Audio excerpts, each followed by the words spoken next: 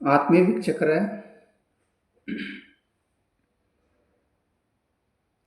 ಸಾಮಾಜಿಕ ಜೀವನದಲ್ಲಿ ವಾಸ್ತವಿಕ ಬದುಕಿನ ಕೆಲವು ಆಧ್ಯಾತ್ಮಿಕ ವಿಚಾರಗಳನ್ನು,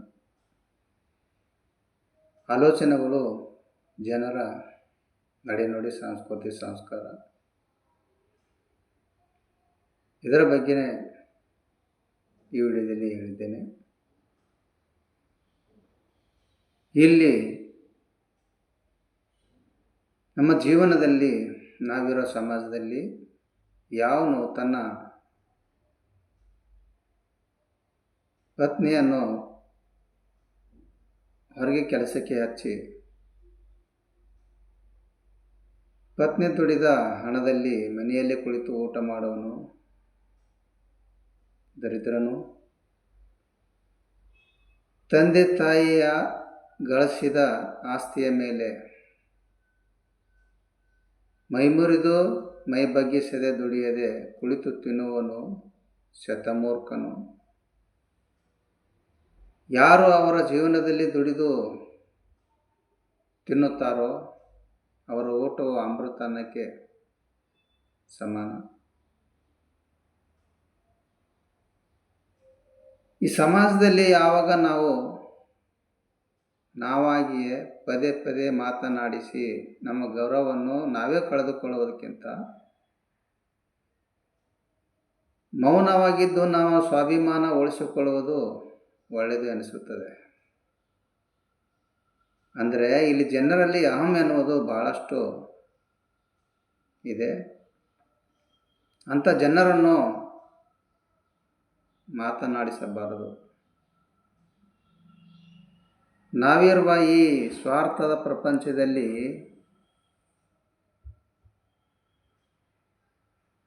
ಈ ಸಮಾಜದಲ್ಲಿ ಯಾರಿಗೂ ಅಷ್ಟೊಂದು ಹಚ್ಚಿಕೊಳ್ಳಬಾರದು.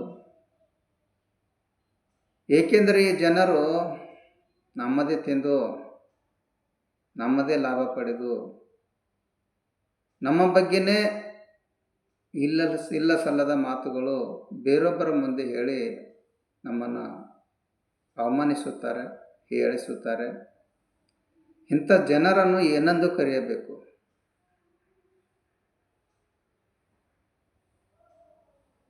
ಇಲ್ಲಿ ನಮ್ಮ ಜೀವನ ಹೇಗಿರಬೇಕಂದ್ರೆ, ಜೀವನದಲ್ಲಿ ಭಾವನೆಗಳು ಇಲ್ಲದ ಬದುಕು ಜೀವನ ನೀರಿದ್ದರೂ ಒಣಗಿರುವ ಮರದಂತೆ,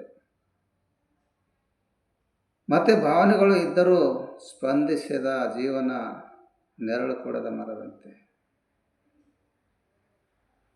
ನಾವಿರುವ ಸಮಾಜದಲ್ಲಿ ವಾಸ್ತವಿಕ ಬದುಕಿನಲ್ಲಿ ಜನರು ಹೇಗಿರ್ತಾರೆ ಅಂದರೆ, ನೀನು ಚಿಗುರುತ್ತಿದ್ದೆ ಎಂದು ತಿಳಿದಾಗ ಜನರು ನಿನ್ನನ್ನು ಚಿವುಟಲು ಪ್ರಯತ್ನಿಸುತ್ತಾರೆ. ಇದಕ್ಕೆ ಎದೆಗುಂದದೆ ಜ್ವಾಲಾಮುಖಿಯಂತೆ ಎದ್ದು ನಿನ್ನ ಸಾಧನೆ ಕಡೆ ಸಾಗು. ಇಟ್ಟ ಗುರಿ ಮುಟ್ಟು. ನೀನು ಮರವಾಗಿ ಬೆಳೆದು ನಿಲ್ಲು. ಅವರೇ ನಿನ್ನ ನೆರಳು ಬಯಸಿ ಬರುತ್ತಾರೆ. ಅದುವೇ ಜೀವನದ ಸಾಧನೆಯ ಮಾರ್ಗ. ಇತಿಹಾಸ ಹೇಳುತ್ತದೆ, ಕಳೆದು ಹೋದ ದಿನ ಸುಖವಾಗಿತ್ತು ಎಂದು. ವಿಜ್ಞಾನ ಹೇಳುತ್ತದೆ, ನಾಳೆ ಬರುವ ದಿನ ಸುಖವಾಗಿರುತ್ತದೆ ಎಂದು.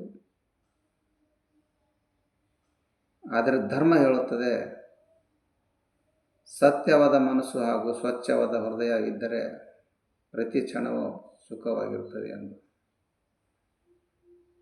ನಮ್ಮ ಜೀವನದಲ್ಲಿ ಮುಟ್ಟಿದೆಲ್ಲ ಬಂಗಾರ ಆಗಬೇಕೆಂದರೆ ಬಂಗಾರವನ್ನೇ ಮುಟ್ಟಬೇಕು.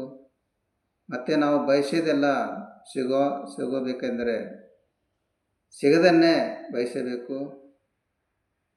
ಇಲ್ಲಿ ನಮ್ಮ ಬದುಕಿನಲ್ಲಿ ಕಣ್ಣೀರು ತುಂಬಿದ ದಿನಗಳನ್ನು ಕಳೆಯುವುದು ತುಂಬ ಕಷ್ಟ.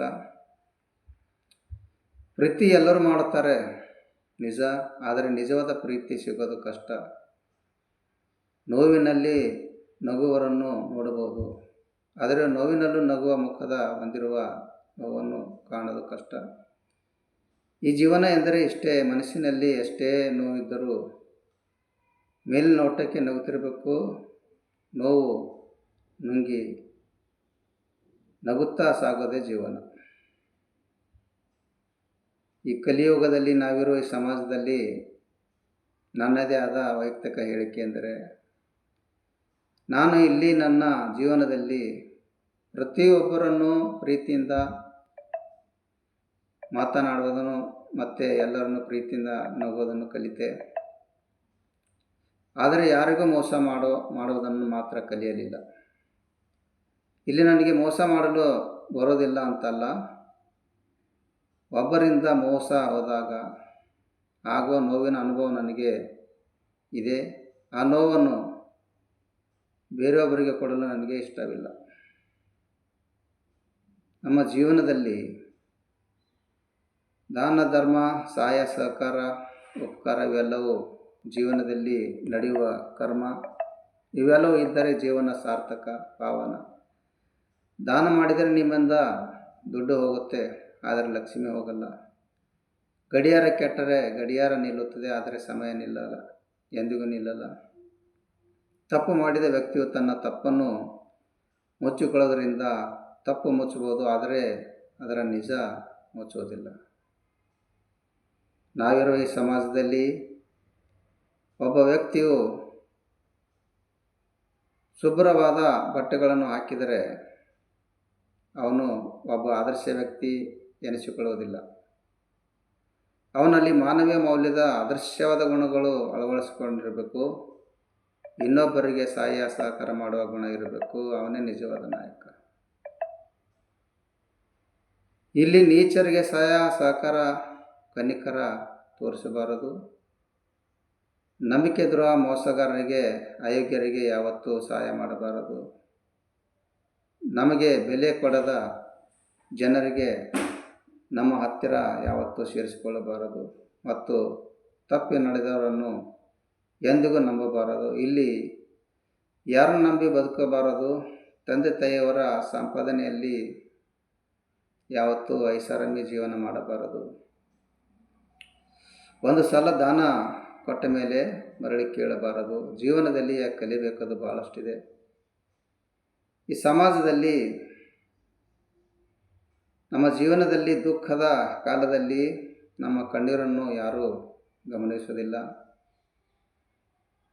ನಾವು ನೋವಿನಲ್ಲಿದ್ದಾಗ ನಮ್ಮ ನೋವನ್ನು ಯಾರೂ ಗುರುತಿಸುವುದಿಲ್ಲ. ನಮಗೆ ಬಂದಂಥ ಕಷ್ಟಗಳನ್ನು ಯಾರೂ ಬಗೆಹರಿಸುವುದಿಲ್ಲ. ಆದರೆ ಇಲ್ಲಿ ಸಮಾಜದಲ್ಲಿ ಪ್ರತಿಯೊಬ್ಬರೂ ನಮ್ಮ ತಪ್ಪುಗಳನ್ನೇ ಹುಡುಕುತ್ತಾರೆ ವಿನ ನಮ್ಮ ಕಷ್ಟಗಳನ್ನು ನೋಡೋದಿಲ್ಲ. ಇಂಥ ಸಾವಿರ ಜನರು ಸಾವಿರ ಮಾತನಾಡಲಿ, ಅಂಥ ಜನಗಳಿಗೆ ಭಯಪಡಬೇಡ. ಒಂದು ವೇಳೆ ಹೆದರೋದಾದರೆ ನಿನ್ನ ಆತ್ಮಸಾಕ್ಷಿಗೆ ಹೆದರು ಅಷ್ಟೇ. ನಾವಿರುವ ಈ ಸಮಾಜದಲ್ಲಿ ಬೇರೊಬ್ಬರ ತಪ್ಪುಗಳನ್ನೇ ಎತ್ತಿ ತೋರಿಸುತ್ತಾರೆ, ಆದರೆ ಅವರ ಸಾವಿರ ತಪ್ಪುಗಳನ್ನು ಮಾಡಿದರು ಎಂದು ತೋರಿಸುವುದಿಲ್ಲ. ಹೇಗಿದೆ ಈ ಪ್ರಪಂಚ? ಇನ್ನೊಬ್ಬರ ಬಗ್ಗೆ ಬೆರಳು ತೋರಿಸಿ ಮಾತನಾಡುವ ಮೊದಲು ಯೋಚನೆ ಮಾಡಿ. ಒಂದೇ ಒಂದು ಬೆರಳು ಅವರನ್ನು ತೋರಿಸಿದರೆ ಉಳಿದ 4 ಬೆರಳು ನಿನ್ನನ್ನು ತೋರಿಸುತ್ತವೆ. ಈ ವಿಡಿಯೋ ಇಷ್ಟ ಆದರೆ ಲೈಕ್ ಮಾಡಿ, ಶೇರ್ ಮಾಡಿ, ಸಬ್ಸ್ಕ್ರೈಬ್ ಮಾಡೋದನ್ನು ಮರೆಯಬೇಡಿ. ಧನ್ಯವಾದಗಳು.